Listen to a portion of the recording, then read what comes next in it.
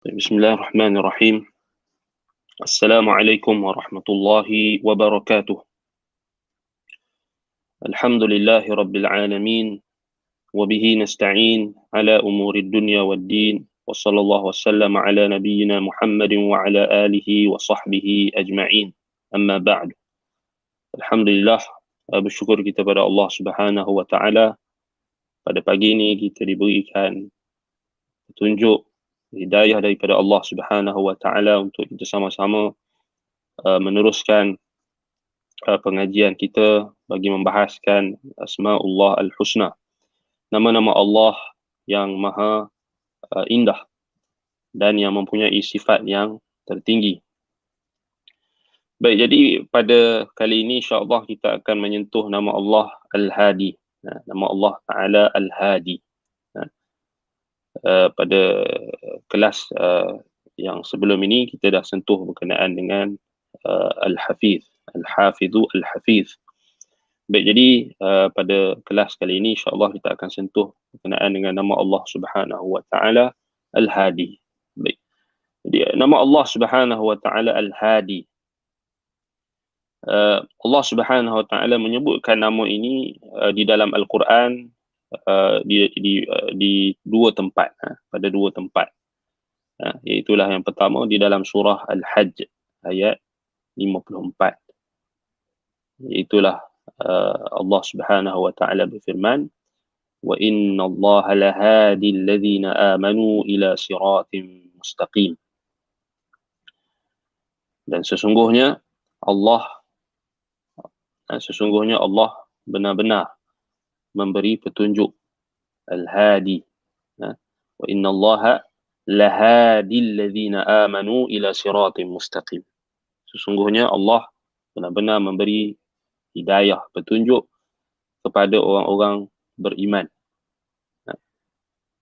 kepada jalan yang lurus, ila siratim mustaqim. Itu dalam surah Al-Hajj ayat 54. Itu tempat yang pertama lah Allah Ta'ala sebut berkenaan dengan namanya yang mulia, yang maha indah, iaitulah Al-Hadi. Yang kedua di dalam surah Al-Furqan ayat 31. Allah Subhanahu wa taala berfirman, wa kafa bi rabbika hadiyan wa nasira. Dan cukuplah Tuhanmu sebagai petunjuk dan penolong. Hadian, sebagai pemberi petunjuk, dan sebagai pelindung ataupun penolong. Itu dalam surah Al-Furqan ayat 31. Baik. Kemudian kita nak lihat apakah yang ditakrifkan oleh ulama berkenaan dengan nama Allah Al-Hadi. Sebelum tu kita tengok dalam tafsir Al-Quran, iaitu tafsir ulama kita pada ayat Al-Hajj ayat 54, supaya lebih jelas kepada kita makna yang kita kata yang nak disampaikan oleh Allah Subhanahu wa taala dalam kalamnya sendiri. Baik. Wa kafa bi rabbika ataupun wa innallaha lahadil ladzina amanu ila siratim mustaqim. Sesungguhnya Allah benar-benar memberi hidayah, memberi petunjuk kepada orang-orang beriman menuju kepada jalan yang lurus. Kata Imam Ibn Jarir At-Tabari rahimahullah dalam tafsirnya Jami'ul Bayan Ta'wil Ayat Al-Quran, wa inna allaha lahadi alladhina amanu ila siratim mustaqim, ay wa inna allaha la murshidul alladhina amanu billahi wa rasulihi ala al-haqqil qasidi wal haqqil wadihi. Maksud firman Allah Subhanahu wa taala, sesungguhnya Allah benar-benar memberi petunjuk, memberi hidayah kepada orang-orang beriman kepada jalan yang lurus. Kata Imam Ibn Jarir At-Tabari rahimahullah, sesungguhnya Allah itu benar-benar pembimbing, mursyid. So di sini kita boleh nampaklah satu makna antara satu makna daripada makna-makna yang banyak yang terkandung di dalam makna nama Allah Al-Hadi, iaitulah Al-Mursyidu, yang membimbing. Allah yang membimbing. Membimbing siapa? Membimbing orang-orang yang beriman. La mursyidul ladzina amanu billahi wa rasulihi. Allah membimbing orang-orang yang beriman kepada Allah dan Rasulnya alal haqqil qasidi, di atas kebenaran yang al-qasid, al-qasidi, al-haq al-haq al-qasidi maksudnya kebenaran yang kita kata yang dituju, yang diniatkan, yang dikehendaki. Wal haqqil wadih, dan juga membimbing hamba-hambanya di kalangan orang beriman dan rasulnya, membimbing mereka kepada kebenaran yang jelas. Al-haq al-wadih. Dan ini satu makna. Baik. Kemudian kita tengok pada ayat yang kedua. Surah Al-Furqan ayat 31. Allah Subhanahu wa taala berfirman, "Wa kafa bi rabbika hadiyan." Poin kita tengok sini syahidnya pada wa kafa bi rabbika hadiyan, dan cukuplah Tuhanmu sebagai pemberi petunjuk, sebagai pemberi hidayah, hadiyan. Baik. Kata At-Tabari rahimahullah, Imam At-Tabari rahimahullah, yaqulu ta'ala dzikruhu li nabiyhi wa kafaka ya Muhammad bi rabbika hadiyan yahdika ila al-haqq wa yubsiruka ar-rushd, atau wa yubassiruka ar-rushd. Baik.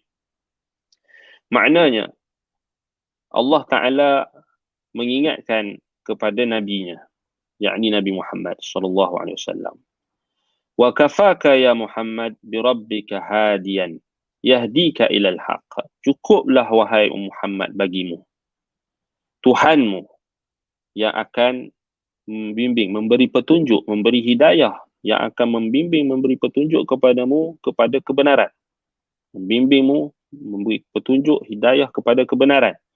Wa yubassiruka ar-rusyd, dan memberikan bimbingan, mencerahkan lagi, memberikan lagi kepadamu bimbingan dan kebijaksanaan. Baik. Kemudian kita tengok apa yang disebutkan oleh para ulama ketika mentakrifkan nama Allah Al-Hadi. Antaranya kata Az-Zajjaj, Al-Hadi walladhi hada khalqahu ila ma'rifatihi wa rububiyyatihi. Wa huwa alladhi hada ibadahu ila siratihi al-mustaqim. Kama qala ta'ala wa yahdi man yasha'u ila siratin mustaqim. Az-Zajjaj kata, Al-Hadi dialah yang memberi petunjuk kepada makhluknya untuk mengenali Allah dan mengetahui akan rububiyahnya. So di sini kita kata rububiyah ni adalah fitrah. Maksudnya Allah Ta'ala Al-Hadi, dia yang memberi hidayah, petunjuk kepada makhluknya untuk mengenalinya dan untuk mengakui akan rububiyahnya. Baik. Az-Zajjaj ni kita kata bila wafat Az-Zajjaj. Kita tengok sikit. Az-Zajjaj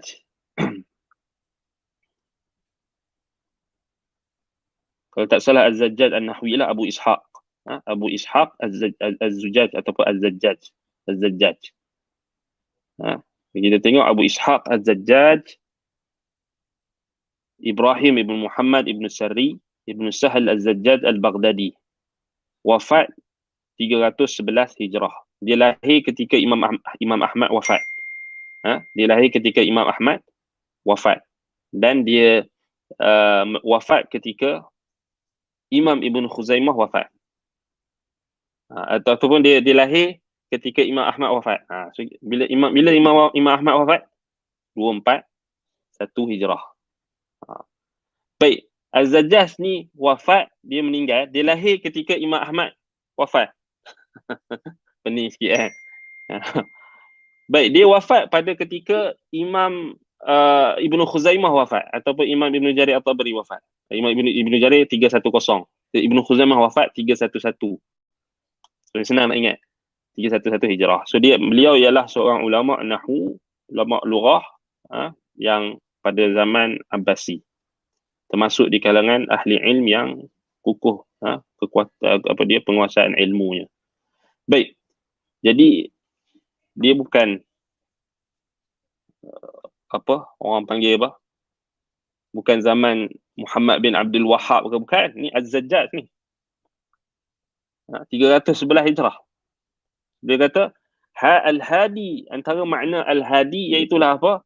Allah yang memberi petunjuk kepada makhluknya, iaitulah untuk mengenalinya dan untuk mengakui akan rububiyahnya. So, siapa yang letak rububiyah ni? Wahabi ke yang bahagikan rububiyah, uluhiyah, asma wa sifat? Rububiyah. Dah ada istilah ni dah disentuh oleh ulama lughah pada kurun yang ke-3, ke-4 hijrah, awal lagi. So, jadi kita kata bagi cerdik sikit lah nak kata orang. Nak apa?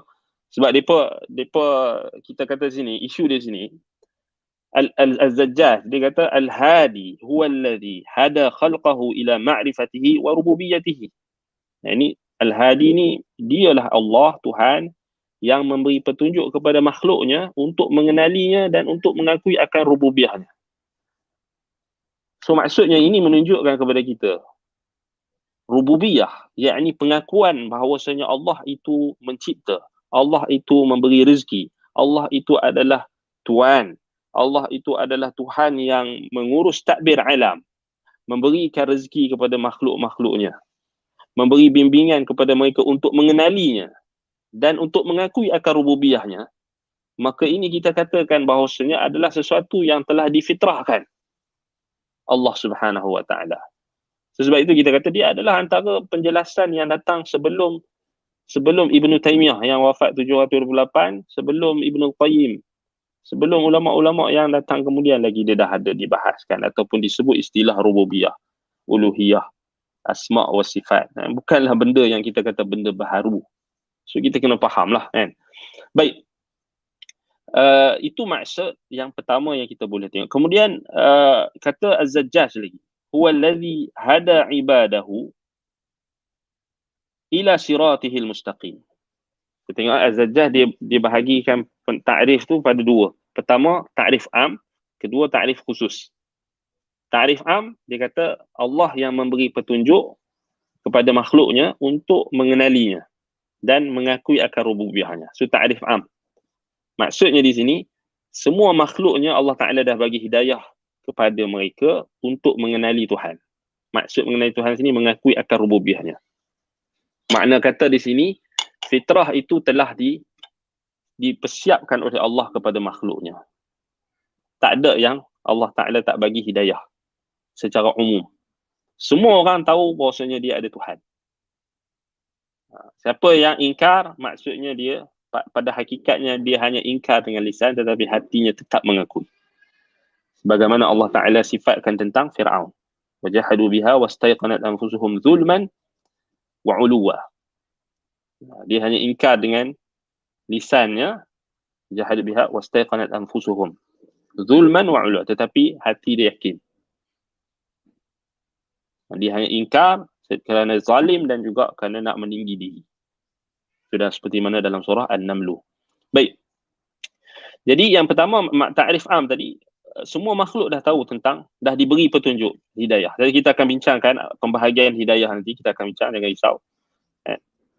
Cuma kita nak sentuh takrif yang didatangkan oleh Az-Zajjaj.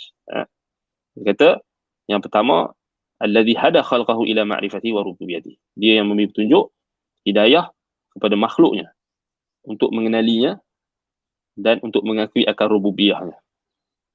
Kemudian yang kedua, dia datangkan takrif khusus. Takrif khusus, wa huwa alladhi hada ibadahu ila siratihil mustaqim. Dialah Tuhan yang memberi hidayah petunjuk kepada hamba-hambanya untuk menuju kepada jalannya yang lurus. Sebagaimana firman Allah Ta'ala, kata Az-Zajjaj, dibawakan surah Yunus ayat 25. Wa yahdi man yasha'u ila siratim mustaqim. Dialah memberi petunjuk kepada sesiapa yang dia kehendaki, maknanya di kalangan hamba-hambanya, kepada jalan yang lurus. Baik. Kemudian kita tengok apa yang disebutkan pula oleh murid kepada Az-Zajjaj. Dia kata, Allahu Azza wa Jalla al-hadi yahdi ibadahu ilaih wa yadulluhum alaih wa ala sabilil khairi wal a'malil muqarribati minhu Azza wa Jalla. Allah Azza wa Jalla al-hadi, dia yang memberi petunjuk, yakni memberi petunjuk hidayah kepada hamba-hambanya untuk menuju kepadanya, dan dia menunjukkan kepada mereka, di atasnya. Dan di atas jalan kebaikan dan amalan-amalan yang dapat mendekatkan diri mereka dengannya. Allah memberikan petunjuk kepada hamba-hambanya di atas jalan kebaikan dan amalan-amalan yang dapat mendekatkan diri mereka kepada Allah Azza wa Jalla. Itu yang ditakdirkan oleh tilmiz kepada Az-Zajjaj. Baik. Kemudian kata Al-Khattabi rahimahullah menyebutkan Al-Hadi huwa alladhi manna bihudah ala man arada min ibadihi fakhassahu bihidayatihi wa akramahu binurin bitauhidihi wa kaqawlihi ta'ala wa yahdi man yasha'u ila siratin mustaqim. Ini sama macam tadilah. Dia yang memberi petunjuk, yakni dia yang memberikan nikmat berupa petunjuknya, dengan petunjuknya pada sesiapa yang dia kehendaki di kalangan hamba-hambanya, dan dia khususkan mereka dengan hidayahnya, dan dia memuliakan mereka dengan nur cahayanya, iaitulah tauhid kepadanya. Iaitulah seperti firman Allah wa yahdi man yasha'u ila siratin mustaqim. Dia memberikan petunjuk hidayah kepada sesiapa yang dikehendaki kepada jalan yang lurus. Baik. Kemudian makna yang lain, kita nak tengok makna yang lagi umum. Tadi Zajjah dah bawa makna yang umum sebab dia kata Allah yahdi ataupun hada khalqahu. Dia memberi petunjuk kepada seluruh makhluknya. Jadi kalau kita tengok makna yang lebih umum lagi, Allah Subhanahu wa taala al-hadi wa huwa alladhi hada sa'iral khalqi minal hayawani ila masalihiha. Allah Subhanahu wa taala al-hadi, dia yang memberi hidayah, memberi petunjuk. Yakni memberi petunjuk kepada seluruh makhluk di kalangan hayawan, makhluk hidup. Semualah manusia dan haiwan sekali, ila masalihiha, petunjuk kepada kebaikan mereka, maslahat kebaikan mereka. Wa alhamaha kaifa tatlubur rizq atau kaifa tutlabur rizq. Dan Allah Ta'ala memberi ilham, petunjuk, bimbingan kepada makhluk-makhluknya bagaimana mereka nak cari rezeki. Nak bagi rezeki. Yang memberi rezeki kepada kita, yang ajar kita macam mana nak cari rezeki, Allah Ta'ala yang bagi. Allah yang beri bimbingan tersebut. Siapa yang ajar baby keluar-keluar daripada perut dia boleh menyusu daripada susu ibu dia? Cuba fikirkan. Adakah ibu dia kena syarah dulu dekat dia sebelum nak bagi menyusu tu? Ibu yang menyusukan anak. Waktu anak dia baru lahir, adakah ibu dia tu kena syarah 2 jam dulu cara-cara, tata cara nak menyusu, baru anak dia boleh menyusu? Tak. Ibu dia letak saja di dadanya, maka anaknya automatik akan. Siapa yang bagi ilham tersebut? Siapa yang bagi petunjuk tersebut? Allah Subhanahu wa taala. Siapakah yang memberikan petunjuk dan ilham kepada burung yang kita lihat berterbangan? Yang kita lihat pada waktu pagi, mereka berkumpulan, berterbangan secara berkumpulan dan balik kembali ke sarangnya pada waktu petang. Siapa yang ajar mereka? Burung tu kena masuk dalam kelas dulu ke 2 jam, 3 jam syarah, kena syarah? Tak ada. Allah Ta'ala yang ilhamkan. Siapakah yang mengilhamkan dan yang memberi petunjuk bimbingan kepada manusia yang keluar daripada rumah mereka pada waktu pagi, bercucuk tanam. Kemudian pada waktu tengah hari, mereka pulang ke rumah. Dan pada waktu petangnya, mereka menuai hasil yang mereka sudah tanam pada waktu sebelum-sebelumnya. Siapa yang memberi petunjuk? Allah. Siapa yang memberi bimbingan dan ilham? Allah Subhanahu wa taala. Gula yang jatuh di atas lantai, kita tengok adanya semut datang. Semut datang secara berkumpulan. rezeki yang Allah Ta'ala tetapkan kepada mereka. Siapakah yang memberi bimbingan dan petunjuk kepada semut tersebut untuk datang ke tempat tersebut yang ada rezeki mereka, sebutir gula yang jatuh? Siapa yang bagi? Allah Subhanahu Wa Ta'ala. Allah. Sebab itu kita katakan makna yang umum, Allah Ta'ala memberikan hidayah, bimbingan, ilham kepada makhluknya bagaimana mereka nak mencari rezeki dan bagaimana mereka nak melindungi diri mereka daripada kemudaratan dan kemusnahan. Wa kaifa tattaqil madar wal mahalik. Ketika kita lihat adanya haiwan, gajah misalnya, yang datang ke jalanan, lalu adanya manusia yang melalui jalan tersebut dan gajah tersebut boleh mempertahankan dirinya dan mengancam musuh-musuh yang ada ataupun mereka yang dianggapnya sebagai musuh ataupun yang boleh memudaratkan. Lalu gajah itu menjerit. Lalu gajah itu akan kita kata mengeluarkan suaranya yang menimbulkan apa? Kerisauan dan ketakutan bagi orang yang ada di sekelilingnya. Siapakah yang ajar gajah tersebut untuk dia melindungi dirinya, melindungi anaknya, melindungi tempatnya? Allah Subhanahu Wa Ta'ala. Allah Subhanahu Wa Ta'ala. Sebab itu Allah Subhanahu Wa Ta'ala berfirman dalam surah Taha ayat 50. Allah kata, "Allazi a'ta kulla syai'in khalqahu thumma hada." Allah lah yang memberi segala sesuatu, yakni kepada makhluknya, memberi segala sesuatu kepada makhluknya, thumma hada. Kemudian Allah yang memberi petunjuk, hidayah kepada mereka. Itu kita katakan bahawasanya hidayah yang berbentuk umum ini dibahaskan oleh para ulama ketika mentakrifkan nama Allah Subhanahu Wa Ta'ala Al-Hadi.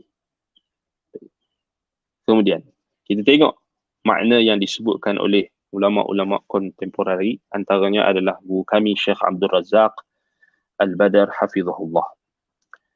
Al-Hadi, kata beliau, huwa alladhi yahdi ibadahu wa yurshiduhum wa yadulluhum ila ma fihi sa'adatihim fi dunyahum wa ukhrahum. Al-Hadi, Allah yang memberi petunjuk kepada hamba-hambanya dan memberi bimbingan atau membimbing mereka dan menunjukkan kepada mereka kepada perkara yang dapat menjamin kebahagiaan mereka di dunia mereka dan di akhirat mereka. Wa huwa alladhi bihidayatihi ihtada ahla wilayatihi ila ta'atihi wa ridah. Dan Allah Al-Hadi jugalah yang memberi hidayah petunjuk kepada ahli wilayahnya. Ahli wilayah maksudnya wali-walinya yang berada di dalam wilayah perlindungan, wilayah kecintaan, wilayah perhambaan yang hakiki, iaitulah wali-walinya. Allahu waliyul ladzina amanu yukhrijuhum minadh dhulumati ilan nur. Iaitulah wali-walinya di kalangan orang beriman dan orang bertakwa. Di Allah Ta'ala, dia Al-Hadi, dia memberi petunjuk kepada ahli wilayah. Mereka yang berada di dalam wilayah perlindungannya. Mereka yang berada di dalam wilayah perhambaan. Wilayah tauhid. Allah bagi petunjuk kepada mereka untuk mentaatinya dan untuk mencapai keredaannya. Wa huwa alladhi bihidayatihi ihtada al-hayawan lima yuslihuhu wa taqa ma yadurruh. Dan Allah Al-Hadi jugalah yang memberi petunjuk dengan hidayahnya kepada hayawan, kepada binatang-binatang terhadap apa yang dapat memberikan kebaikan maslahat kepada mereka dan melindungi mereka daripada perkara yang memudaratkan. Fallahu huwa alladhi khalaqal makhluqat wa hadah. Allah lah dia yang mencipta seluruh makhluk. Alladhi khalaqa fasawwa walladhi qaddara fahada. Surah Al-A'la. Dialah yang mencipta makhluknya. Fasawwa. Dan menyempurnakan penciptaan. Walladhi qaddara fahada. Dialah yang menetapkan takdir. Menetapkan ukuran sesuatu perkara. Menetapkan nasib dan ketetapan sesuatu perkara. Fahada. Dan dia juga memberi hidayah. Sebab itu Allah Subhanahu Wa Taala memberi hidayah. Hidayah yang umum. Hidayatul ammah li masalihiha. Ya Allah Ta'ala bagi seluruh makhluk ni hidayah yang umum, petunjuk yang umum kepada kebaikan mereka. Wa ja'alaha muhayyatan lima khuliqat lahu atau lima khuliqat lah. Allah dah prepare dah, Allah dah siap dah kepada setiap makhluknya ni ada sesuatu yang telah dibekalkan oleh Allah Subhanahu Taala untuk makhluk tersebut hidup. Wa hada hidayatul bayan. Kemudian dia memberikan hidayah berbentuk penjelasan. Itulah dia menurunkan kitab-kitab, dia mengutuskan rasul-rasul, dia menetapkan syariat-syariat dan hukum hakam halal dan haram, dia menjelaskan kepada manusia akan usul agama, furuknya, cabang-cabang agama. Dia memberi petunjuk dengan dia menjelaskan berkenaan dengan jalan yang lurus yang akan menyampaikan hamba-hambanya kepada keredaannya dan juga pahala ganjaran yang dia akan berikan. Dan dia menjelaskan akan jalan-jalan yang lain, yang sesat, yang melencong, supaya hamba-hambanya merasa waspada, berjaga-jaga dan berhati-hati. Dan kita sebutkan dia telah memberikan hidayah kepada hamba-hambanya, orang-orang beriman, iaitulah bentuk hidayah taufiq. Taufiq lil iman wa ta'ah. Bimbingan, taufiq kepada keimanan kepada ketaatan. Dan dia juga memberikan hidayah kepada mereka petunjuk untuk mereka sampai ke rumah-rumah dan tempat-tempat tinggal mereka yang kekal abadi di dalam syurga kelak.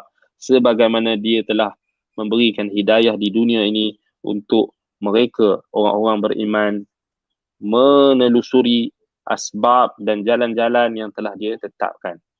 Sebab itulah semua itu terangkum di dalam firman Allah Subhanahu Wa Taala, allazi qaddara fahada.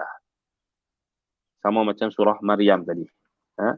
A'ta kulla syai'in thumma hada. A'ta kulla syai'in allazi a'ta kulla syai'in khalqahu thumma hada. Dalam surah bukan surah Maryam, surah Taha ayat 50. Sama macam maknanya sama macam ayat dalam surah Al-A'la ayat ketiga, 2 dan 3. Allazi khalaqa fasawwa wallazi qaddara fahada. Sama macam allazi a'ta kulla syai'in khalqahu thumma hada. So Allah Ta'ala dah bagi petunjuk. Baik. Kepada seluruh makhluknya dengan pelbagai jenis petunjuk. Baik. Kemudian kalau kita buka dalam tafsir Al-Muharrar Al-Wajiz oleh Ibn Atiyah, kita akan nampak macam mana Ibn Atiyah rahimahullah dalam tafsirnya Al-Muharrar Al-Wajiz fi tafsir Al-Kitab Al-Aziz, beliau menjelaskan berkenaan dengan makna perkataan ataupun firman Allah fahada. Kata beliau, wa qawluhu fahada amun li jami'il hidayati fil insani wal hayawan. Baik, maksud kata Allah Ta'ala fahada, Allah memberi dan dia memberi petunjuk. Amun, dia adalah umum. Li jami'il hidayati fil insan wal hayawan. Umum meliputi seluruh jenis hidayah, seluruh jenis petunjuk yang Allah Ta'ala berikan, sama ada kepada insan ataupun hayawan. Wa qad khassasa ba'dul mufassirin asya' minal hidayat, dan sebahagian ahli tafsir pula mengkhususkan sebahagian hidayah-hidayah yang dijelaskan itu. Antaranya kata Al-Farra, ma'nahu hada wa adalla wa iktafa bil wahidati dilalati 'ala al-ukhra, kata Ibn Atiyah. Maksudnya balik, kalau kita buka dalam kitab-kitab tafsir, memang mestilah ulama akan khususkanlah makna. Ada yang menjelaskan tentang hidayah, iaitu dari sudut hidayah iman. Kan? Maknanya Allah memberikan hidayah, iman kepada orang-orang beriman, dan Allah menyesatkan orang-orang yang selayaknya untuk sesat. Baik. Kemudian kata Muqatil wal Kalbi, وقال مقاتل والكلبي هدى الحيوان إلى وطء الذكور الإناث.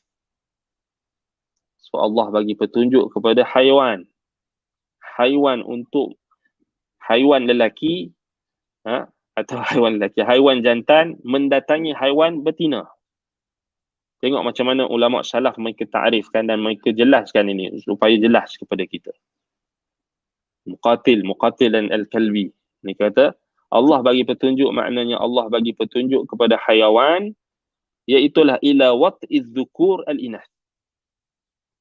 Haiwan jantan mendatangi haiwan betina. Bukan sebaliknya haiwan betina mendatangi, ataupun haiwan betina mendatangi haiwan betina, atau haiwan jantan mendatangi haiwan jantan.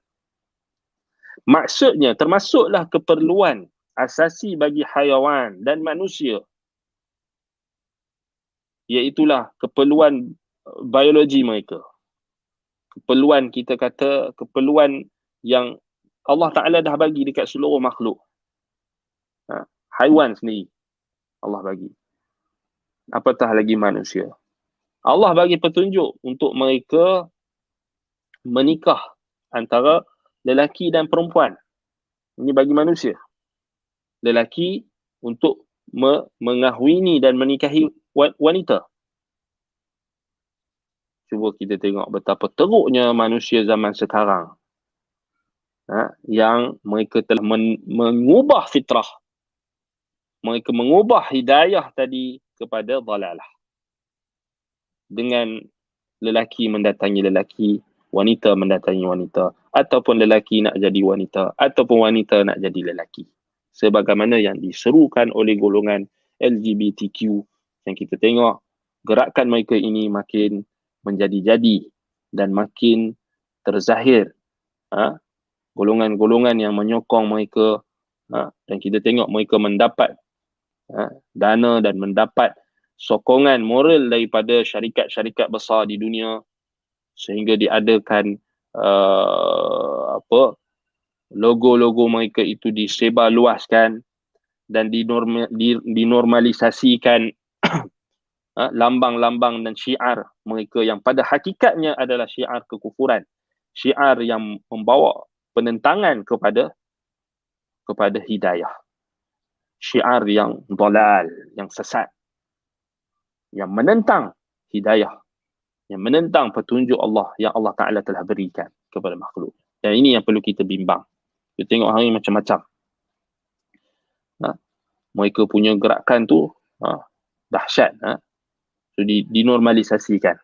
Mereka buat hari untuk menyambut, dan mereka namakan golongan mereka itu sebagai pride, benda yang perlu dibanggakan.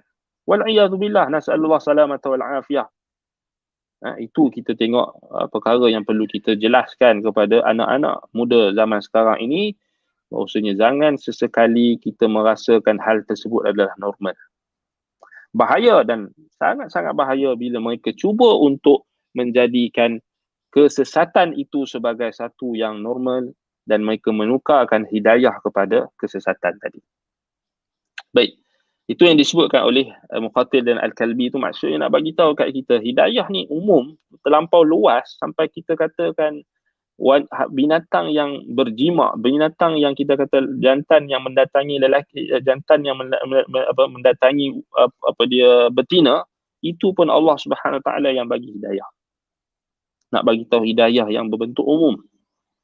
Baik, kemudian kata mereka lagi, kata para ulama lagi, dikatakan juga makna hidayah di sini adalah hada al-maulud inda wad'ihi ila massi sudai, ay sudai ummihi. Petunjuk Allah Ta'ala yang Allah berikan kepada setiap anak yang baru lahir. Bayi yang baru lahir, ketika dia diletakkan di dada ibunya, maka dia terus menghisap puting susu ibunya. Dia tak gaduh pergi cari, kalau letak dekat ayah dia, kalau letak dekat ayah dia, dia takkan hisap ayah dia punya. Itu menunjukkan hidayah yang Allah Ta'ala bagi. Kemampuan bagi seorang bayi untuk membezakan antara ibunya dengan ayahnya, Allah Ta'ala dah bagi ketika kecil. Sebab itulah para ulama' jadikan ini sebagai dalil fitrah. Dalil fitrah yang tak perlu kepada 1000 dalil. Tak perlu belajar ilmu kalam. Tak perlu belajar ilmu falsafah Aristotle untuk nak kenal Tuhan. Tak perlu. Ini dalil Allah Ta'ala dah bagi. Simple. Antaranya, apa yang disebutkan oleh Syekh Abdul Rahman ibn Yahya al-Muallimi rahimahullah ketika membahaskan berkenaan dengan dalil fitrah. Dalam salah satu risalahnya. Beliau menyebutkan contoh ini. Allah Ta'ala dah berikan fitrah kepada bayi yang baru lahir. Dan kemampuan untuk seorang bayi untuk membezakan antara ibu dan bapaknya. Ini menunjukkan Allah Ta'ala alladhi qaddara fahada. Alladhi a'ta kulla syai'in khalqahu thumma hada. Allah Ta'ala dah bagi. Ini jelas. Kita lihat. Bayi yang baru lahir. Itu dalil. Dalil fitrah. Tak perlu. Ibu dia tak perlu syarah dekat anak dia. Ini ibu, ini ayah. Tak. Dia tahu. Dia kenal. Dia tahu ini ibu dia. Dan ini ayah dia. So di sini dalil menunjukkan manusia ketika lahir Allah Ta'ala dah bagi hidayah untuk dia untuk membezakan antara ibu dengan ayahnya. Kalau Allah Ta'ala dah bagi perbezaan tersebut, kemampuan untuk membezakan antara ayah dengan ibu ketika kecil, sudah tentulah Allah Ta'ala juga telah berikan kemampuan untuk si anak tadi membezakan antara Tuhannya dengan makhluknya. Kerana apa? Allah Ta'ala bagi perlindungan. Seorang anak itu dia nak merasa dilindungi. Sebenarnya itu adalah dalil Allah Ta'ala nak bagi dekat dia petunjuk dan hidayah. Maka ketika besar nanti, kamu juga akan mencari perlindungan yang lebih hakiki, perlindungan yang lebih besar, perlindungan yang lebih kita kata utama, perlindungan yang lebih sempurna, iaitulah perlindungan kepada Tuhan yang menciptakan dia dan juga ibunya tadi. Subhanallah. So preparation, Allah dah prepare. Allah dah sediakan alat-alat untuk kita berfikir, untuk kita kembali kepada fitrah, untuk kita sentiasa mentauhidkannya, mengabdikan diri kita kepada, sentiasa berlindung kepadanya. Kita tak boleh kata Allah Ta'ala tak bagi lagi. Allah Ta'ala dah bagi. Cuma kita disesatkan oleh syaitan. Kita disesatkan oleh hawa nafsu. Kita disesatkan oleh orang-orang yang menyesatkan. Nak kenal Tuhan, kena bahas guna Aristotle. Apa kejadahnya? Takkan kenal Tuhan kalau kamu menggunakan falsafah yang merosakkan akal. Sebab itu kita kata kenapa ulama salaf mereka mentahzir ilmu kalam. Mereka sangat-sangat memberi amaran kepada umat Islam supaya tidak masuk membincangkan urusan berkenaan dengan akidah, urusan berkenaan dengan keyakinan kepada Allah menggunakan logik yang tidak logik. Menggunakan logik yang tidak benar. Menggunakan kaedah-kaedah akli yang rosak. Sebab itu kita kata ini paling jelas. Baik. Kemudian kata Mujahid bin Jabr al-Makki rahimahullah, murid kepada Ibn Abbas. Hadan nasi ila al-khair wa syarr wal bahaimi lil marati'. Baik. Mujahid mengatakan Allah Ta'ala Al-Hadi maknanya Allah memberi petunjuk kepada manusia kepada kebaikan dan keburukan. Dan Allah berikan kepada haiwan-haiwan, binatang-binatang. Petunjuk kepada perkara yang memberi kebaikan kepada mereka dan keburukan kepada sama juga. Ibu ayam, kita tengok ibu ayam. Cuba kita tengok kalau anak dia baru menetas daripada telurnya. Kemudian dia akan bawa anak dia. Kalau ada manusia yang cuba mendekati anaknya sikit saja, maka si ibu ayam ini akan mengembangkan sayapnya, akan mengembangkan, kita kata, badannya. Daripada seekor ayam betina yang kita lihat wajahnya yang sangat comel, yang sangat baik, tetapi bila dia nak melindungi anaknya tadi daripada sebarang kemudaratan, walaupun belum lagi dikacau atau diganggu anaknya, baru dekat dengan anaknya, maka dia automatically akan kembang dia punya bulu-bulu dia tu. Siapa yang bagi petunjuk kepada dia untuk mempertahankan anak-anaknya dengan cara tersebut? Allah Subhanahu Wa Taala. Allah Subhanahu Wa Taala. Sebab itu kita kena faham, tidak ada sesuatu yang telah Allah Ta'ala berikan pada setiap makhluknya, melainkan semuanya itu adalah hidayah daripada Allah.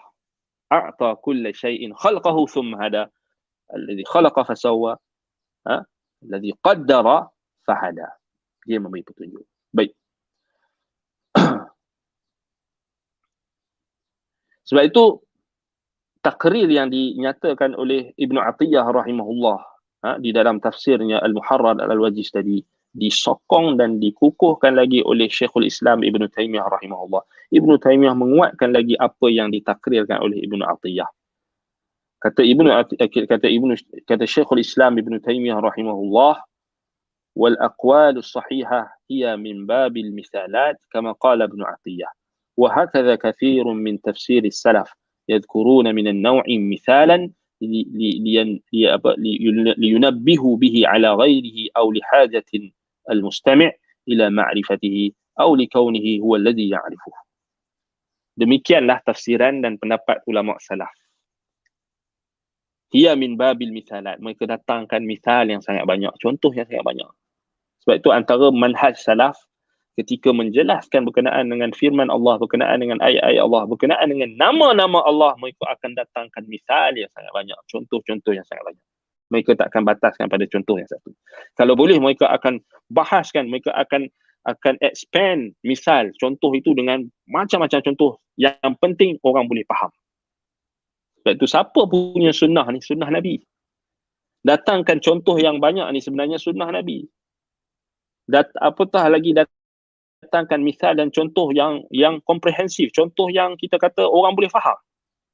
Sebab itu kata Syekhul Islam, apa yang Ibn Atiyah sebut tadi, Muqatil punya perkataan, Al-Kalbi punya perkataan, Mujahid punya tafsir, Mujahid punya misal yang dia datangkan, kita tambah lagi misal kita, sebenarnya ini adalah fiqh salaf.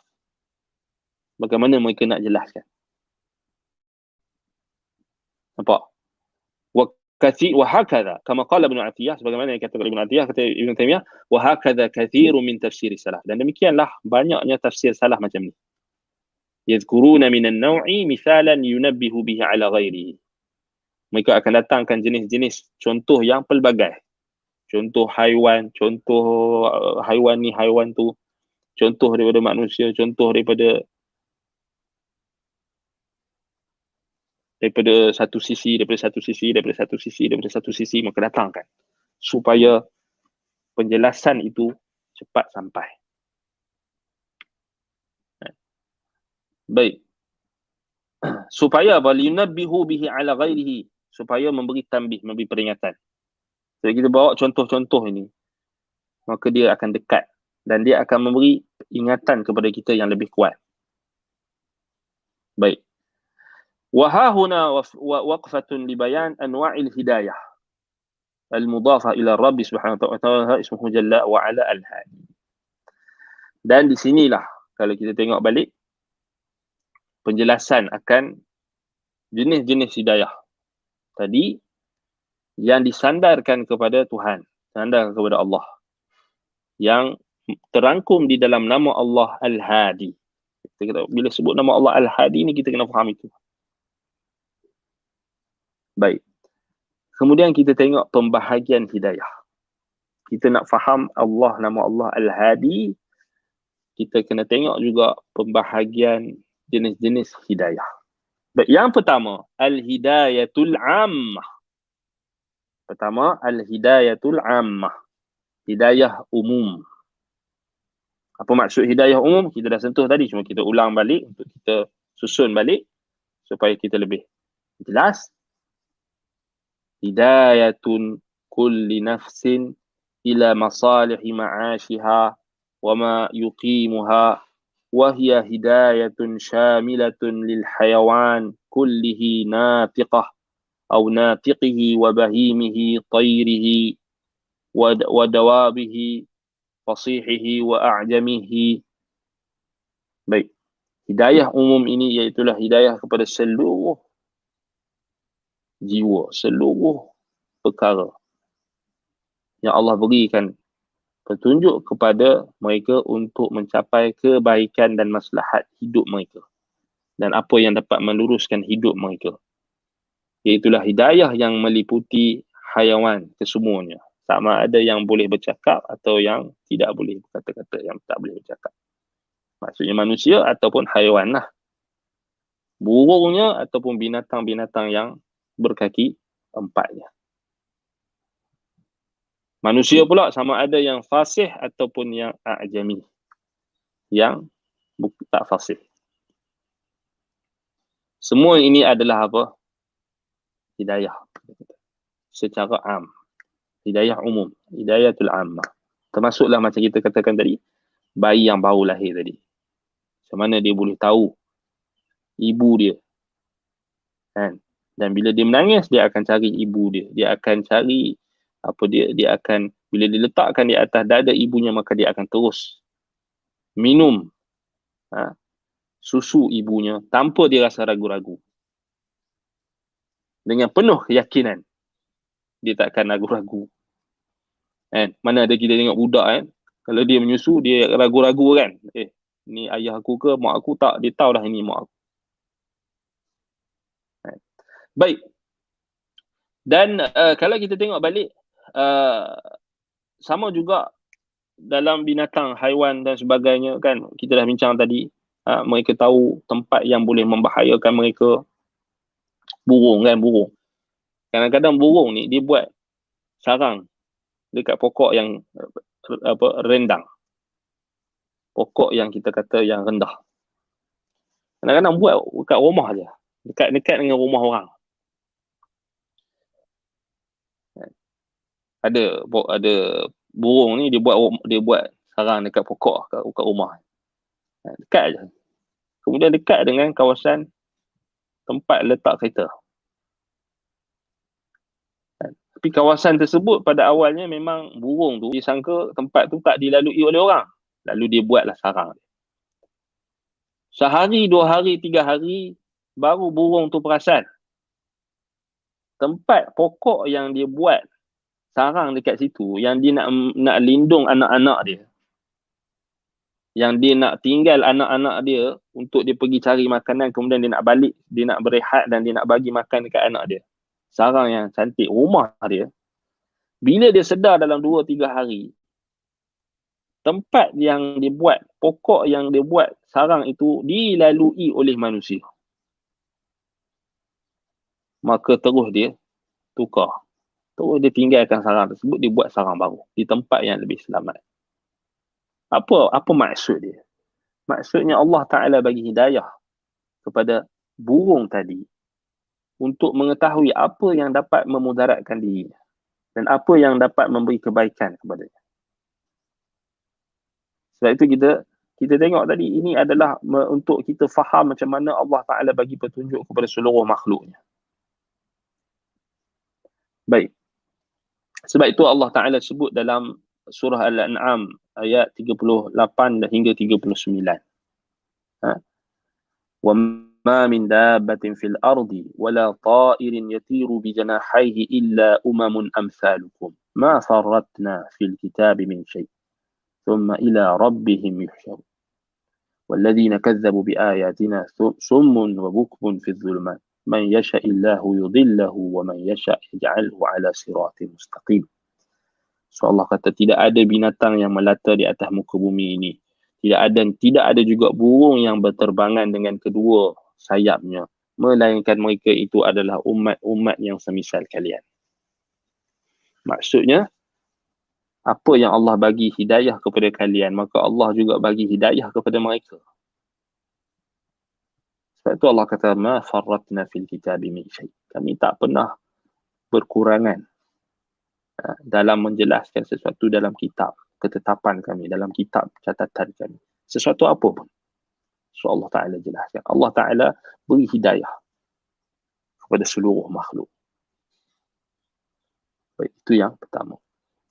Yang kedua, hidayah al-irsyad wal bayan lil mukallifin. Hidayah yang jenis yang kedua, hidayah yang berbentuk bimbingan dan penjelasan kepada orang-orang yang ditaklifkan mereka. Hidayatul irsyad wal bayan. Irsyad ni bimbingan dan juga penjelasan.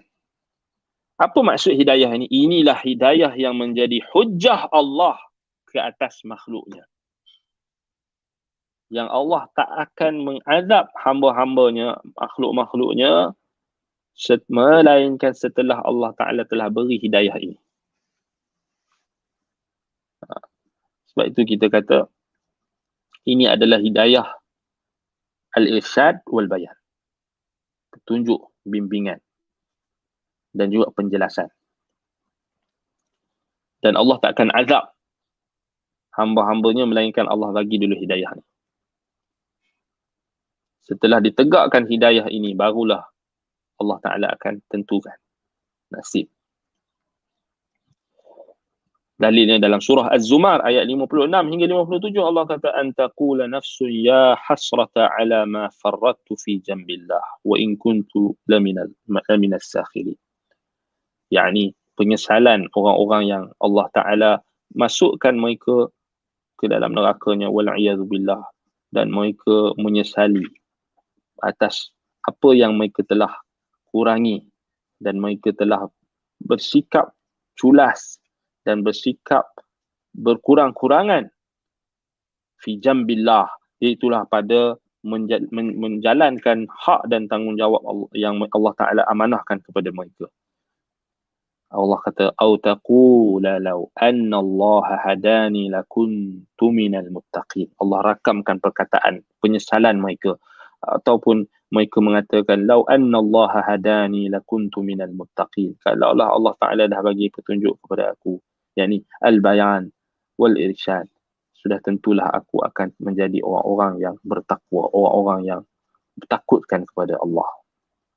So, menunjukkan kepada kita hidayah di situ adalah hidayah al-irsyad wal bayan yang diidam-idamkan oleh orang-orang yang sudah menyesal. Walhal Allah Ta'ala dah bagi, tapi mereka yang tak mau ikut. Menunjukkan hidayah al-irsyad wal bayan Allah Ta'ala berikan kepada mukallaf. Adapun dalam surah Fussilat ayat 17, Allah Ta'ala berfirman, wa amma thamudu fahadainahum fastahabbu al-'ama 'ala al-huda. Allah kata tentang kaum Samud. Allah kata, adapun kaum Samud, kami telah beri petunjuk kepada mereka dengan kami utuskan Nabi Saleh yang membawa bukti dan hujjah kepada mereka. Fastahabbul 'ama 'ala al-huda, tetapi mereka lebih condong memilih kebutaan berbanding petunjuk. So, itu menunjukkan makna hidayah al-irsyad wal bayan. Allah Ta'ala dah bagi hidayah. Dengan apa? Dengan Allah utuskan Rasul. Allah turunkan kitab. Tetapi kenapa orang tu tak dapat hidayah juga? Walaupun Allah dah bagi, Allah kata dalam ayat tu, fastahabbul 'ama 'ala al-huda. Kerana mereka lebih memilih kebutaan, memilih kesesatan berbanding petunjuk. Mereka boleh buat pilihan di YouTube. Mereka boleh pilih. Sama ada mereka nak dengar benda maksiat ataupun mereka nak dengar ketaatan. Mereka nak dengar majlis ilmu yang ada di dalamnya Al-Quran yang dapat menambahkan keimanan mereka, memberikan ketakwaan kepada mereka, ataupun mereka nak dengar muzik yang melalaikan mereka, yang menambahkan angan-angan mereka kepada dunia, menjauhkan mereka daripada akhirat. Mereka boleh pilih. Fastahabbul ama 'alal huda. Betul tak? Ke tak boleh pilih? Buka laptop, tak boleh pilih lah. Tak boleh tekan. Nak search dekat YouTube tu tak boleh tekan lah apa Yayasan Taklim ni punya apa channel, tak boleh tekan. Allahu Akbar, tak boleh tekan, tangan jadi keras. Tapi kalau tekan apa benda-benda lara, muzik, benda-benda apa benda semua yang ngarut, dia laju je tekan. Dia tak boleh tekan lah. Tak, Allah Ta'ala bagi sama. Kalau dia tekan papan keypad dia tu, kekunci yang ada di laptop ataupun di phone dia itu, untuk tekan untuk dapat petunjuk, untuk dia berusaha untuk mendapat petunjuk, untuk mencapai kebahagiaan melalui majlis ilmu, melalui ayat-ayat Al-Quran, dia boleh pilih. Allah Ta'ala bagi tangan, jari yang sama untuk dia tekan, untuk dia pilih. Tetapi dia lebih fastahabbul ama 'alal huda, lebih memilih kesesatan berbanding petunjuk. Bukan salah orang yang dah prepare tu, orang yang dah tunjuk jalan. Bukan salah tempat pengajian tu dah bagi kuliah secara free, secara percuma. Tetapi dia lebih pilih apa?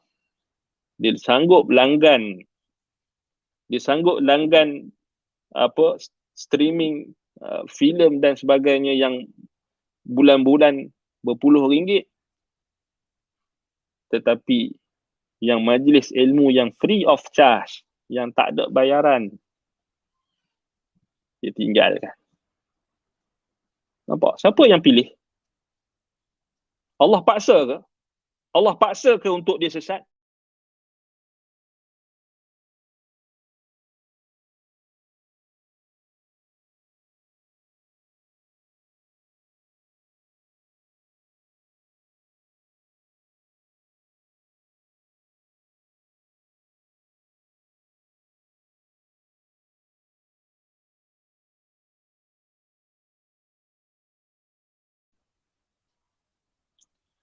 Baik.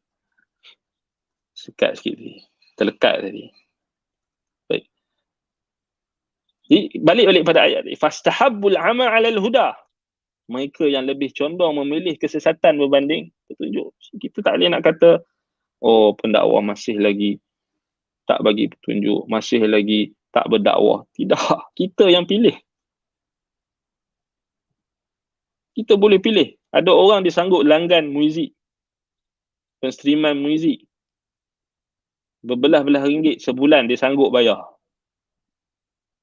Tetapi majlis ilmu yang orang buat free, dia tak pernah tergerak hati untuk dengar. Bahkan dia tutup telinga. Kalau scroll tu, dia scroll, ni majlis ilmu, tak payah dengar. Scroll handset. Betul tak? Maksudnya kita tanya diri kita, bila Allah Ta'ala dah bagi petunjuk, adakah kita memilih petunjuk atau kita yang berpaling daripada petunjuk? Balik pada ayat tadi. Fahadainahum, Allah kata. Wa amma thamudu fahadainahum fastahabbul ama 'alal huda. Kaum Thamud, Allah kata kami dah bagi petunjuk kepada mereka, tapi mereka lebih condong untuk memilih kesesatan berbanding petunjuk. Nampak? Kemudian dalam surah At-Taubah ayat 115 Allah Ta'ala berfirman, وَمَا كَانَ اللَّهُ لِيُضِلَّ قَوْمًا بَعْدَ إِذْ هَدَاهُمْ حَتَّى يُبَيِّنَ لَهُمْ مَا يَتَّقُونَ. Allah Ta'ala tidak menyesatkan satu kaum setelah Allah dah beri petunjuk kepada mereka, supaya jelas, sehingga jelas kepada mereka apa yang patut mereka takutkan, apa yang patut mereka bertakwa. Maksudnya Allah dah bagi hidayah berbentuk penjelasan, berbentuk bimbingan. Falam yahtadu, tetapi mereka tak mau ambil petunjuk tersebut. Fa'adallahum uqubatan lahum ala tarkil ihtidak. Maka Allah pun menyesatkan mereka sebagai satu hukuman disebabkan oleh mereka sendiri yang meninggalkan hidayah tadi, meninggalkan petunjuk. Ini kita tak boleh kata kenapa orang tak banyak nak dengar majlis ilmu, kenapa kita punya view kita sikit, kenapa orang like sikit. Tak, jangan persoalkan, kerana memang Allah Ta'ala dah bagi pilihan. Orang lebih suka dengar benda-benda yang bersifat, kita kata, segera, kan? Macam mi segera lah orang sekarang. Dia dalam nak dengar ilmu ni pun, dia orang lebih suka dengar yang apa panggil, yang semua yang segera-segera. Kalau dia nak dengar majlis ilmu yang panjang-panjang ni, memang tak lah. Apatah lagi nak mengaji kitab, memang tak mahu lah. Jadi kata, ustaz ada tak video yang pendek? Oh, semua pendek. Semua nak pendek. Semua nak segera. Ada tak jawapan yang segera, ustaz? Padahal kalau dia follow majlis ilmu, dia bukan dapat satu jawapan, dia akan dapat 10 jawapan. Sebab setiap perbahasan ilmu yang di atas landasan ilmu yang sahih, dibawakan Quran dan Sunnah. Bila dia belajar Quran dengan Sunnah, tak kira lah dia belajar tafsir ke, dia belajar akidah ke, dia belajar tarikh ke, dia belajar sirah ke, dia belajar bahasa Arab ke, kalau ada ilmu itu diambil daripada sumbernya, daripada ahlinya, dia akan jelas. Tetapi orang tergesa-gesa. Kebanyakan manusia tergesa-gesa. Sebab itu kalau kelas tu panjang 1 jam tu, dia tak mau dengar lah. Ada tak yang pendek-pendek? Berapa pendek tu? Satu minit cukup lah. Oh, 1 minit. Okey, 1 minit. Dia dapat yang segera.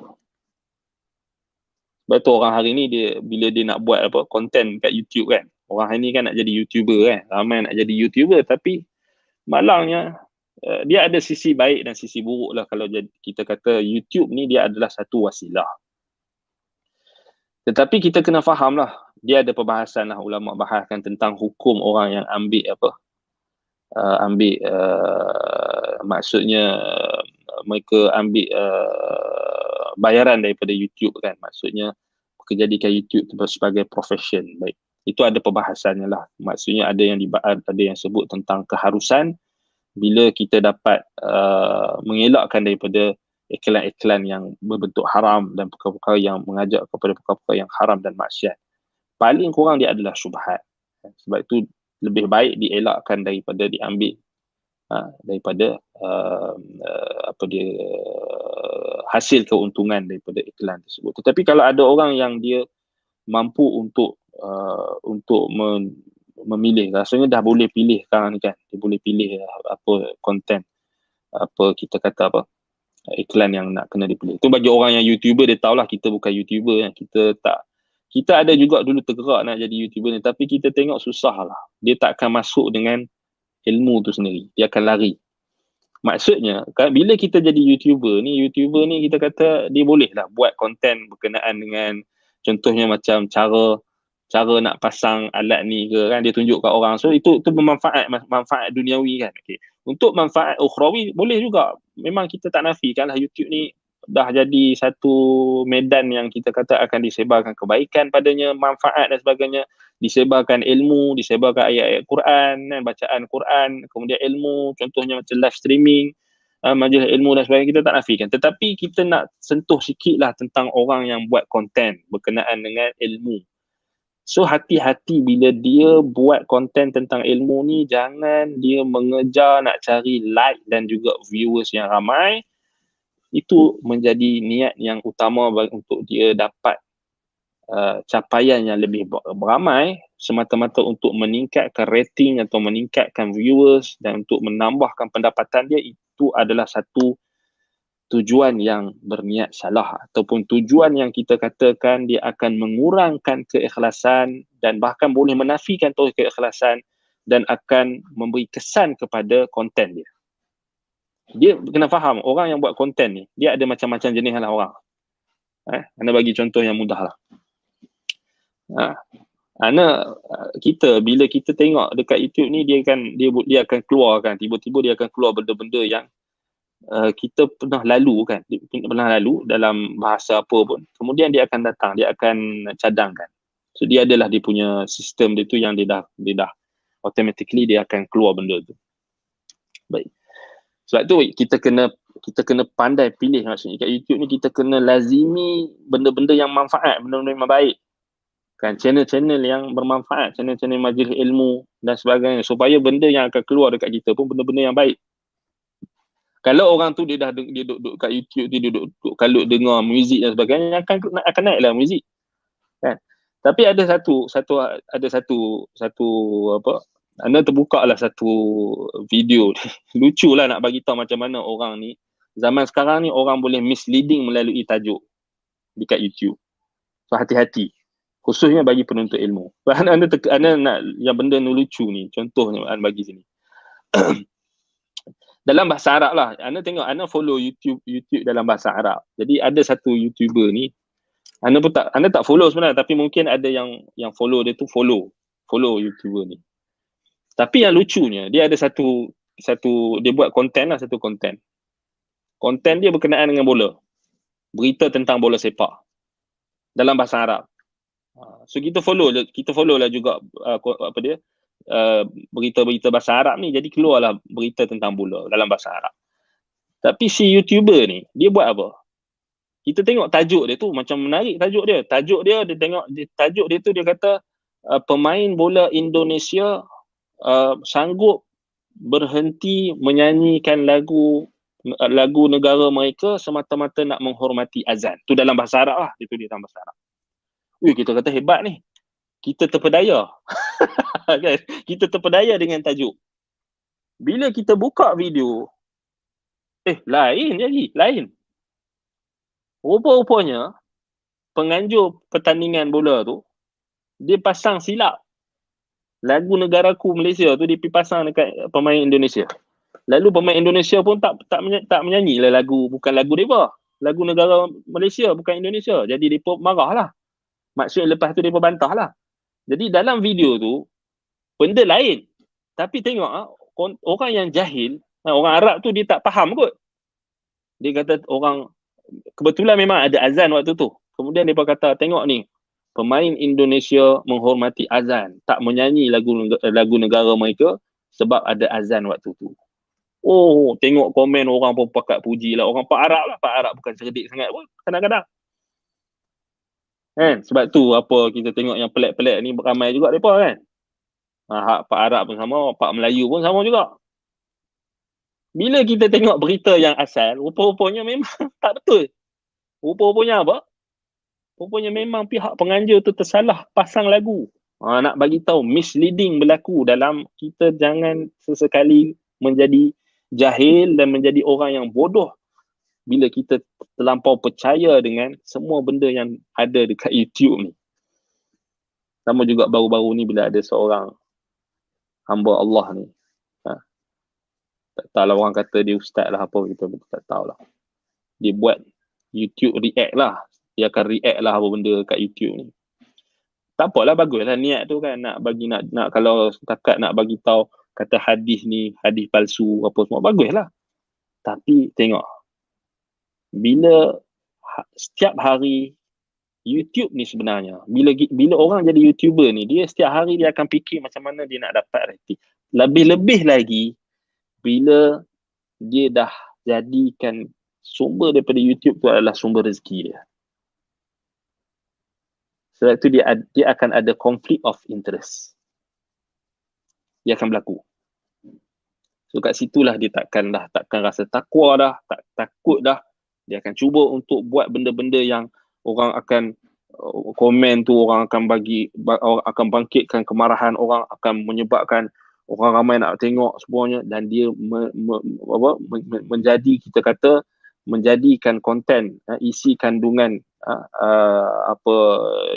dia video dia itu akan menjadi bahan bualan orang. Dia tak kira dah halal ke haram ke, dia tak kira dah benda tu fitnah ke, dia tak kira dah. Ini bahaya. Sebab itu pesanan ana untuk orang-orang yang terlibat dalam YouTube ni. Ittaqullah. Bertakwalah kepada Allah. Jangan buat onar. Jangan buat fitnah. Dengan kandungan yang kamu bertanggungjawab di hadapan Allah Ta'ala kelak. Kamu ambil gambar orang ni, kamu letak dekat video kamu tak kata macam tu, tapi kamu bawa sangkaan orang kepada benda yang negatif. Ini semua adalah sesuatu yang pendustaan. Sesuatu yang dia bertanggungjawab di hadapan Allah Ta'ala. Jangan ingat dia dapat viewer ramai, berpuluh-puluh K orang like, ramai viewers, dia lepas. Dia dapat duit tetapi tak berkat. Sebab tu kita kata nak jadi YouTuber ni kena bertakwa kepada Allah. Buat benda-benda yang bermanfaat lah. Jangan duk buat benda-benda yang apa boleh mengundang. Kalau tak tahu, menuntut ilmu. Bila nak serang orang ni, nak serang orang tu, hati-hati. Kalau tak pasti, jangan mulakan. Apatah lagi benda yang bukan bidang kita. Semua benda kita nak ulas. Itu yang masalah tu. Kalau YouTuber ni, dia kadang-kadang kita tengokkan orang yang jadi yang pelik-pelik ni, dia bukan menuntut ilmu pun. Dia hanya dapat ilmu daripada YouTuber. Konten tu konten YouTuber. Ya, kita duk sebar live streaming sekarang ni pun YouTube juga. Tapi kita punya konten ni, konten kita adalah konten ilmu, majlis ilmu. Tak ada kata Yayasan Taklim nak cut dulu kat mana-mana. Tak, ni semua konten ilmu 100%. Kalau syarah kitab penuh. Sebab tu dia panjang. Bila panjang orang malas nak dengar. Dia orang suka dengar benda-benda yang catchy, benda-benda yang menarik perhatian mereka. Sebab tu kena hati-hati orang yang terlibat dalam YouTube. Sebab tu kalau kita tengok balik, dia balik pada hidayah tadi. Kerana nak kita kata penerimaan manusia, nakkan viewers yang ramai, nakkan like yang ramai, maka dia sanggup melakukan perkara yang bertentangan dengan kebenaran. Nah, ini sangat bahaya. Dan ini termasuk dalam tarkul ihtidah, meninggalkan hidayah. Sebab dia lebih memilih kepada kebutaan. Nampak? So syaitan akan hiaskan. Sebab itu, yalah, kalau nak buat konten kritikan, kita tak kata benda tu salah. Nak kritik ilmu, nak kritik atas dasar ilmu, silakan. Tetapi biar di atas dasar ilmu. Bukan kritik atas dasar sangkaan, dhan, kemudian rajmun lil ghaib, rajmun bil ghaib, menuduh orang, membuat membuat tuduhan ini, menimbulkan sangkaan, tak bawa kepada keyakinan. Konten ilmu, dia memberi keyakinan. Kalau nak kritik dengan ilmu, bantah dengan ilmu. Wajadilhum billati hiya ahsan. Allah Ta'ala suruh jidal dengan baik. Bukan buat apa? Sangkaan. Maknanya kita kena tegur lah. Sebab orang duk share dekat kita benda-benda macam ni. Bagus dah niat tu. Nak tegur apa penceramah yang sebar hadis palsu, cerita-cerita karut, khurafat, bagus dah. Tapi bila tengok syaitan, dia akan ganggu lah. Sebab itu kita kata sebaiknya penuntut ilmu ni sibukkan diri dengan menuntut ilmu. Kalau nak buat YouTube, buatlah YouTube juga. Tapi pastikan sebelum kita buat tu, kita betul-betul tahu apa yang kita nak buat. Bukan kita sangka-sangka, kemudian kita akan menyesal di hari kemudian. Di hadapan Allah Ta'ala nanti. Paling takut sekali. Apatah lagi bila kita menuduh orang-orang di kalangan ahli ilmu. Kita menuduh mereka-mereka yang ada, kita kata apa, peranan dalam menyebarkan ilmu, dalam menyampaikan ilmu. Dan kita, bukan dia orang-orang yang menyampaikan ilmu tu yang salah, kita yang salah disebabkan oleh kekurangan ilmu kita. Wallahul musta'an. Baik, itu yang kedua. Hidayah al-irsyad wal bayan. Yang ketiga, jenis yang ketiga, hidayatut taufiq wal ilham wa syarhi sadri liqabulil haqqi wal ridha bihi.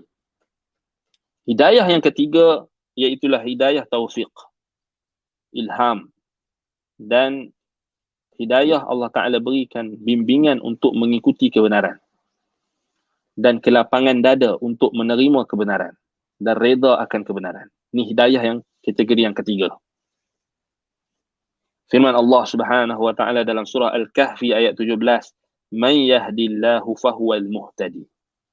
Siapa yang Allah Taala berikan hidayah, maka dia orang yang mendapat hidayah.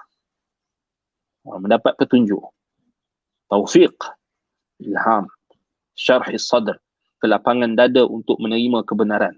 Allah bagi dia lapang dada. Dan dia redha dengan kebenaran. Bukannya dia bila dengar kebenaran tu dia sempit dada. Jadi sempit dada dia. Itu tanda-tanda menunjukkan orang itu tak diberikan hidayah jenis ketiga ni, hidayah taufiq. Dan Allah Ta'ala berfirman lagi dalam surah Fatir ayat 8. Allah kata, "Afaman zuyyina lahu su'u amalihi fara'ahu hasanan. Fa inna Allah yudhillu man yasha' wa yahdi man yasha' fala tadhhab nafsuka 'alaihim hasarat." Adakah mereka yang telah dihiaskan baginya keburukan amalannya, lalu dia nampak amalannya yang buruk itu sebagai baik? Tak kamu lihat sesungguhnya Allah menyesatkan sesiapa yang dia kehendaki dan dia memberi petunjuk kepada sesiapa yang dia kehendaki. Sebab tu kita tengok ada orang dia buat benda yang buruk tetapi dia sangka benda yang buruk dia buat tu baik. Dia kritik, dia kata kritik orang ni, dia kata baguslah, dia kata amal ma'ruf nahi munkar, tapi dia kritik atas dasar kejahilan dan kezaliman. Syaitan datang hiaskan kepada dia. Syaitan kata dekat dia, inilah apa amalan yang baik. Wa zayyana lahumus syaitanu a'malahum fasaddahum 'anis sabil wa hum la yash'urun. Syaitan menghiaskan kepada mereka perbuatan buruk mereka itu, menampakkan mereka sebagai baik. Dan syaitan menghalang mereka daripada menerima kebenaran. Sebab Allah kata dekat sini, hidayah kat kategori ini maksudnya tak boleh ditentukan oleh sesiapa melainkan Allah Ta'ala. Allah nak sesatkan seseorang, Allah nak bagi hidayah. Kemudian dalam surah Al-Baqarah ayat 272 Allah kata, "Laisa 'alaika hudahum walakinna Allah yahdi man yasha." Tidak engkau wahai Muhammad tidak boleh menjamin hidayah mereka. Tetapi Allah lah yang memberi hidayah kepada sesiapa yang dia kehendaki. So di sini menunjukkan hidayah taufiq, ilham wa syarhi sadri liqabulil haqqi war ridha bihi. Hidayah jenis ketiga ini adalah khusus milik Allah. Tak ada siapa yang ada kemampuan untuk menjamin hidayah jenis ini. Maksudnya hidayah yang kita kata petunjuk untuk dia melazimi kebenaran, untuk dia mengamalkan kebenaran, untuk dia redha dengan kebenaran, untuk dia lapang dada dengan kebenaran, menerima dan mengamalkan kebenaran. Maka hidayah yang ketiga ni manusia tak boleh bagi. Kita tak boleh bagi. Kita dah buat macam mana sekalipun baik. Kalau orang tak terima, Allah tak bagi hidayah, maka tak dapatlah hidayah. Sebab itu yang kita kena faham. Kemudian dalam surah As-Sajdah ayat 13, "Walau syi'na la'ataina kulla nafsin hudaha." Kalaulah kami kehendaki, Allah kata, nescaya kami akan datangkan petunjuk, kami akan datangkan petunjuk pada setiap jiwa. Tapi Allah Ta'ala tak berkehendak sedemikian. Allah Ta'ala pilih siapa yang dia kehendaki untuk bagi hidayah, dan Allah sesatkan siapa yang dia kehendaki. So, menunjukkan hidayah ini adalah hidayah al-taufiq wal-ilham wa syarhi sadri liqabulil haqq wal ridha bih. Hidayah untuk mengamalkan kebenaran, untuk redha dengan kebenaran, untuk bersama dengan ahli kebenaran, untuk bersama mempertahankan kebenaran. Ini susah. Untuk meninggikan kalimah Allah. Sebab itu ini hanya Allah Ta'ala yang bagi. Sebab itu Allah Ta'ala sebut dalam surah Al-Ma'idah ayat 16. Yahdi bihillahu man ittaba'a ridwanahu subulas salam wa yukhrijuhum minadh dhulumati ila an-nur biiznihi wa yahdihim ila siratin mustaqim. Allah Ta'ala sebut, Allah Ta'ala bagi petunjuk ni kepada orang yang ikut keredaannya, yang ikut jalan-jalan kebenaran. Yang ikut jalan kebenaran. Dan Allah bagi petunjuk mereka kepada jalan yang lurus dengan izin, disebabkan oleh mereka yang memilih jalan keredaan. Itu kalau kita tengok balik Allah Subhanahu wa taala, sebab itulah Allah Taala memerintahkan kepada hamba-Nya supaya setiap hari memilih ataupun meminta dan memohon jalan hidayah petunjuk kepada jalan yang lurus ini, iaitu hidayah yang kategori yang ketiga. Dalam solat kita, ihdinas siratal mustaqim. So inilah hidayah jenis yang ketiga yang kita minta. Dan sahih daripada dalam sunnah Nabi SAW, Nabi ajarkan kita untuk bangkit waktu malam, minta petunjuk kepada Allah. Wa anta tahdi wa anta tahdi ihdini lima ikhtalafa fihi min al-haqq bi idzni innaka tahdi man tasha'u ila siratin mustaqim. Dalam doa istiftah, Nabi ajar kita bangkit malam baca doa tu. Macam mana doa tu? Doa tu anta tahkuma baina ibadika, kejap nak cek balik doa tu. Ihdini lima ikhtalafa fihi min al-haqq bi idzni innaka tahdi man tasha'u ila siratin mustaqim. Dalam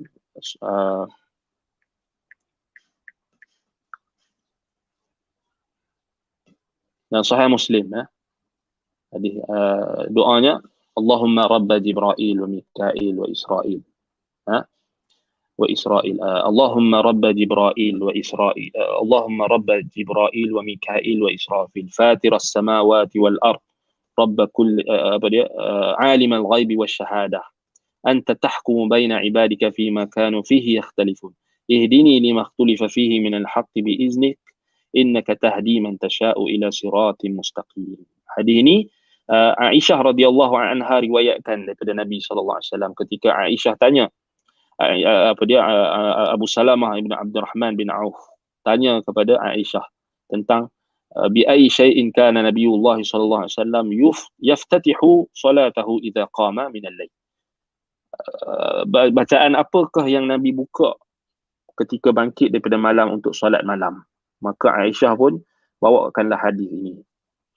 Iaitulah Nabi sallallahu alaihi wasallam baca apa? Allahumma rabba Jibril wa Mikail wa Israfil fatir as-samawati wal ard alim al-ghaibi wash-shahada anta tahkum baina ibadika fima kanu fihi yakhtalifun ihdini lima ikhtalafa fihi min al-haqq bi idhnik innaka tahdi man tasha'u ila siratin mustaqim.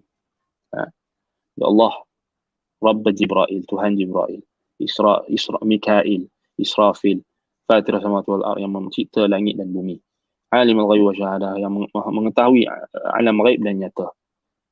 Anta tahkum baina ibadika fima kanu fihi yakhtalifun. Engkaulah yang menghukum, menetapkan keputusan di antara hamba-hambamu terhadap apa yang mereka perselisihi. Ihdini lima ikhtalafa fihi min al-haqqi bi idnik. Berikan kepadaku petunjuk ya Allah. Berikan kepadaku petunjuk. Ya, petunjuk apa? Petunjuk jenis yang ketiga tadi. Dengan izinmu, sesungguhnya engkaulah yang memberi petunjuk kepada siapa yang engkau kehendaki kepada jalan yang lurus. Hadis ini sahih dalam Sahih Muslim. Baik. Kalau kita dalam keadaan yang, ini satu tips yang nak bagi. Kita dalam situasi hari ini dalam keadaan kebatilan bercampur bau dengan kebenaran.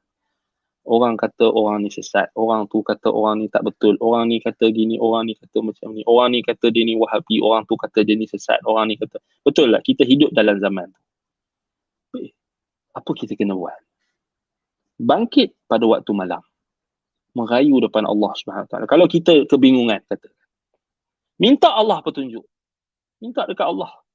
Sebelum kita buat benda lain, sebelum kita tanya orang yang betul, orang yang alim, orang yang ahli ilmu, minta dulu dekat Allah kalau kita bingung. Bangkit waktu malam, doa dengan doa. InsyaAllah Allah akan bagi petunjuk. Allah akan datangkan petunjuk tanpa kita sangka-sangka. Kalau kita dalam keadaan situasi yang bingung, betul tak?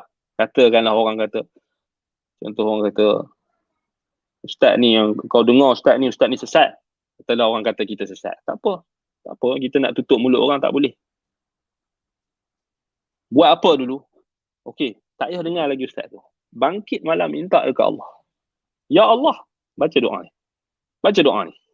Anta tahkuma baina ibadika fima kanu fihi yakhtalifun. Kau ya Allah, engkau yang memutuskan Ustaz di antara hamba-hambamu terhadap apa yang mereka perselisihkan. Ihdini lima ikhtalafa fihi min al-haq. Bagi petunjuk dekat aku terhadap apa yang mereka perselisihkan tentang kebenaran. Innaka tahdi man tasha'u ila sirat. Baca doa ni. Allah Ta'ala akan bantu. Amalkan dulu sunnah. Jangan asyik tak jumpa lagi. Pasal kita tak minta dekat Allah.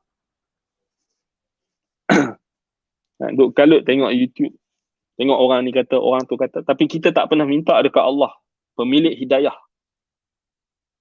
Kemudian bila kita dengar syubhat, kita mudah terpedaya. Ini bahaya. Sebab tu kita kena bergantung kepada Allah SWT. Minta dekat Allah. Baik, ini kategori yang ketiga. Hidayah untuk melazimi kebenaran. Hidayah taufiq disebut. So, yang ni tak diberikan kepada kita kata manusia tak ada keupayaan untuk menentukan hidayah ni. Baik. Yang keempat. Okey. Okey, kalau ada soalan, kita dah habis waktu.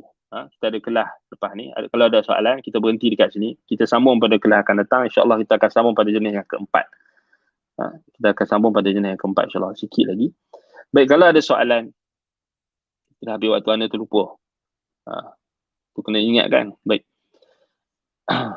Baik, semoga Allah Subhanahu Wa Taala sentiasa membimbing kita dan memberi petunjuk hidayah kepada kita untuk melazimi kebenaran dan ahlinya.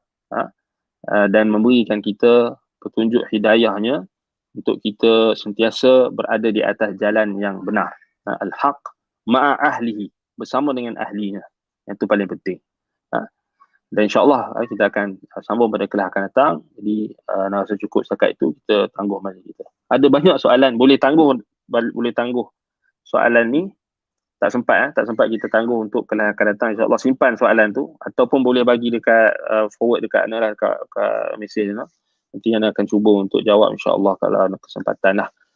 Baik, qulu qawli hadza wa astaghfirullah li wa lakum subhanakallahumma wa bihamdika asyhadu an la ilaha illa anta astaghfiruka wa atubu ilaik. Sallallahu ala Muhammad wa ala alihi wa sahbihi wa baraka wa sallam. Alhamdulillahirabbil alamin. Wassalamu alaikum warahmatullahi wabarakatuh.